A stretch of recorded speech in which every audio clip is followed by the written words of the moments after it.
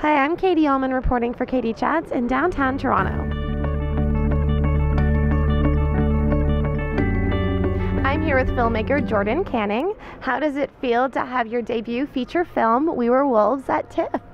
It's great. I mean, now that we're actually here at the festival, it's just like the bubbling excitement I had before at the press conference is now full-fledged, like over the moon joy at being here. Yeah, our premiere is on Tuesday night, so we still have a couple of days, so I don't think the nervousness has hit me yet. I'm just taking it all in and going to see movies when I can, and just gearing up for when we get to show the movie to the world. Great. Yeah. And tell me a little bit about what the relationship brothers have was so inspiring to you.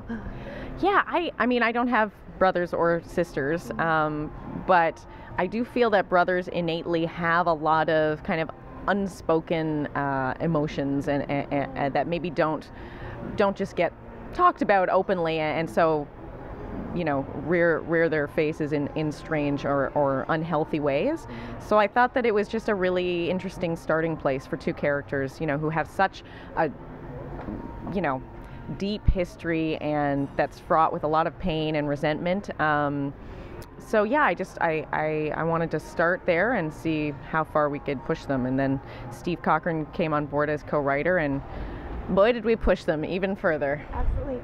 And where women may be a little bit more psychological in their ways of interacting with each other, can you speak a little bit to the physical interactions that these brothers had and what that means for their relationship as wolves? Yeah, I mean, I think these two brothers really, they have a lot of unspoken stuff between them, and it comes out in teasing and ribbing and eventually some physical altercations. But that's their way of dealing with it, and ultimately they have to go through all that and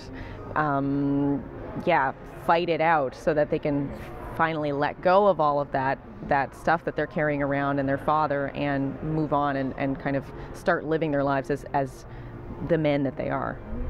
And the isolation of shooting on an island in Stony Lake, did that help with the characterization and sort of the feel of the story as you went along? Definitely, yeah. I mean, right from the get-go, one of the central character traits of Danny, Steve's character, is that he's afraid of the water. He doesn't want to go near it. He's afraid of swimming.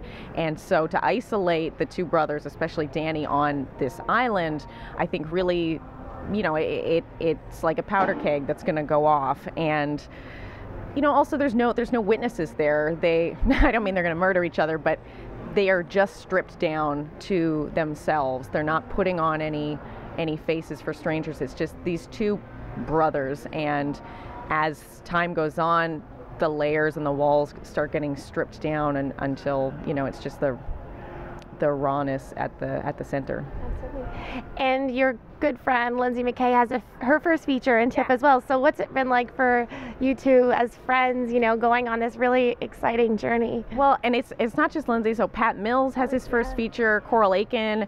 Like, there's such a great gang of folks in Tiff this year.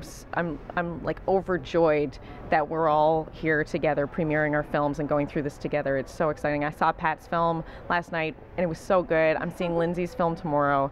It's it's really special to be doing this together. I heard that there's like 11 first features this year, which is remarkable. Yeah. And where's the best place for us to find out more information on you and your projects, as well as We Were Wolves online?